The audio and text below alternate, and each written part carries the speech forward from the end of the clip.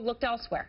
You know, you really can't exaggerate this, Aaron. It is a big threat, and it's a growing threat, and I hear it from so many U.S. officials and so many agencies here. Let's talk about the immediate threat from ISIS.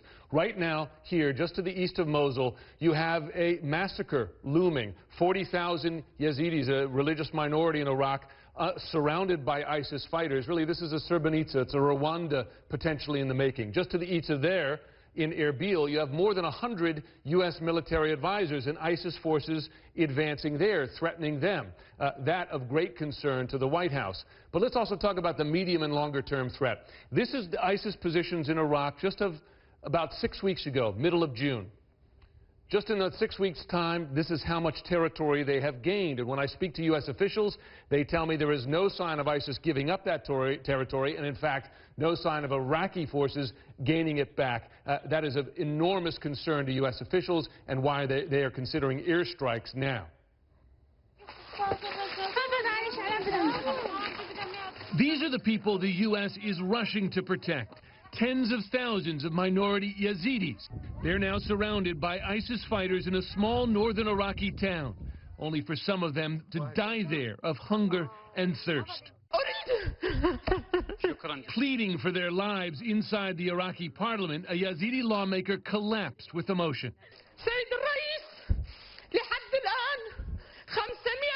Over 500 men have been slaughtered.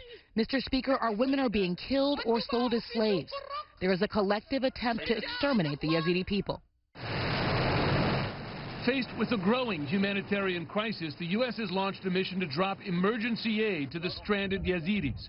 It is also considering opening a humanitarian corridor to allow them to escape, and potential airstrikes on ISIS targets to protect U.S. military advisors now stationed in Erbil.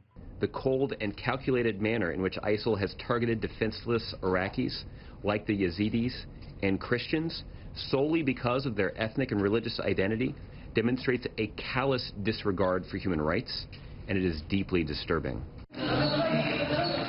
ISIS is capable of alarming brutality, including mass executions of anyone who is not a Sunni Muslim or who will not immediately convert.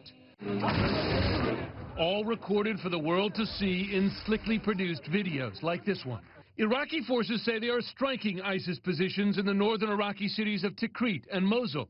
However, ISIS is making further gains, today reclaiming the crucial Mosul Dam, which supplies electricity to what has now become the capital of a self-declared Islamic caliphate in Iraq. ISIS is also targeting Christians, attacking 3 more villages around Nineveh province, forcing hundreds of Christian families to flee for their lives. A senior intelligence official tells CNN that ISIS is now, quote, well positioned to keep the territory it has captured. And let's be clear here, ISIS does not just threaten the region, it also threatens the U.S. We know that ISIS is planning and aspires to carry out attacks on the U.S. homeland, and that is just one failed state with one terror group that targets the U.S. I had a briefing with senior intelligence officials today, and they made this point. There are now, in effect, 4 failed states in the region with terror groups who are targeting the U.S. You have al-Murabitun here. It's an al-Qaeda group. You have al-Qaeda in the Arabian Peninsula, in Yemen, an effective failed state, at least in parts of the country. It has already attempted 3 attacks on the U.S. homeland. Then, of course, you have al-Shabaab, also concerns about returning American fighters who have joined al-Shabaab, concerns that they would come out to the U.S. and carry attacks. This is what counterterror officials face every day, and they are increasing concern as these states fail, what that means for safety back here at home.